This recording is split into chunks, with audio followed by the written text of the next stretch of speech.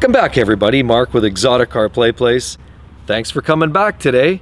Here we have beautiful M4 competition, and specifically comparing it to the likes of its younger brother, if you will, or more sporting brother, the M4 GTS, which is the high-strung, lightweight that people like to use for the racetrack.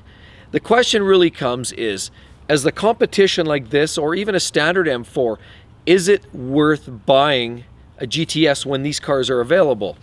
The GTS really essentially is almost double the price of a standard M4 and at least 50 to 60% more than the competition version, all decked out with all the carbon fiber and such on this car.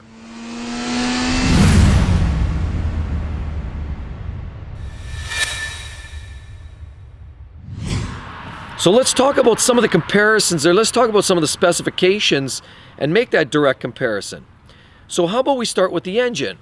Well, the GTS actually has a slightly more boosted engine. So there's more boost pressure, which results in more horsepower to the tune of about 493 horsepower versus the competition's 444 and the standard M4s of about 425 horsepower.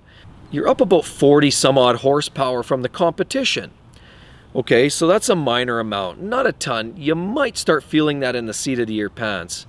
Then what else does the GTS have up its sleeve? Well, it actually has many features that result in lightening the car. For example, the GTS has gone and done away with the whole back seat arrangement, whereas this one has back seats. And guess what? You can take your friends along or your family. That in itself is always worth something. The GTS has a roll cage. This does not. That's fair. It's going to be track oriented. This is slightly less so. That being said, the competition does very well on its own on a racetrack. Thank you very much. The other things that you're dealing with are, you've got a carbon fiber hood, carbon fiber oversized wing on the back that's fully adjustable. That is also unique to the GTS.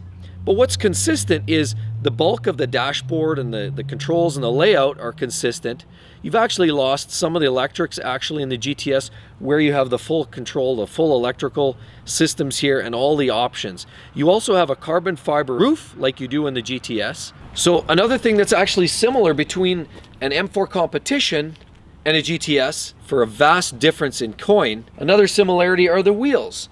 These upgraded 20-inch busy spoke wheels that come on the GTS also come on the competition M4, which we have right here. So that's a write-off. So really, essentially, what are you getting? GTS, you've got an adjustable suspension. This is pretty much a standard suspension. Although, that being said, you have some active suspension work going on here. So let's talk about some of the things that, are special here versus the GTS. So we're gonna pop the hood and 1, 2. So we're gonna go here, check under the hood of this M4 competition, and we pop the hood. Now this, as you can tell, is a standard hood on these cars. The difference is with the GTS, it has a full carbon fiber hood, which is great. However, you pay for it. The rest of the engine is almost the same. There's a difference here though. The biggest thing that they did with the GTS is they provided a little additional boost pressure, which created more power. But essentially, in creating that extra boost, they needed to supplement that with some extra protective measures. This car does not have that. The GTS, on the other hand, does. And it actually utilizes a water injection system. Now, it comes in at a high pressure because this is direct injected. The fuel runs at a higher pressure, and therefore to overcome that, you needed a higher water pressure, and it comes out as a mist essentially. But that really goes a long ways to keep the engine from blowing apart. Outside of the engine, that's really all you have. So let's close that up. This car, of course, you've got the active suspension, you've got the upgraded suspension from the standard M4 already, and you upgraded differential in this as well, the electronic differential in this car as well.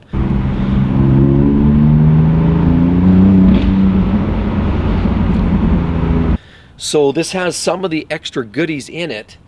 The difference again is the GTS has that fully adjustable race suspension. The problem is you pretty much have to get the car off the ground and do some tweaking. It's not something where you hit a button and it sets itself up. You have to actually get in there with wrenches and the special toolkit and actually do it yourself. So for those race tech guys that really love that kind of stuff, that's super. This car does not have that. So ultimately the question is, this car with all the standard equipment, with a few little extras, the wheels, the differential, the upgraded dampers and roll bars and such, is this car actually worth $50,000, $60,000 less than a GTS? And I guess that question really boils down to, what does that really mean to you? Are you going racing? Or are you using the car for the street? For most people, the track is overkill. Is the GTS worth it? Only if you have full intentions on taking a standard street car, stripping it out, converting it to a race car, and then driving it off to the track. Only then would it be worth your time. Otherwise, all that extra money saved between the cost of even, you say, a standard M4 and the price of a GTS, you could go get yourself another M car. You could get an M4 and maybe an M2 for Sundays, for those days you just want to rip around. You can actually have two awesome M cars for the price of the one GTS. So for the most part, does it make sense to buy a GTS over an M4? I say no, my good friends. I would say this is a phenomenal specification. The M4 competition is as good as it gets without breaking the bank.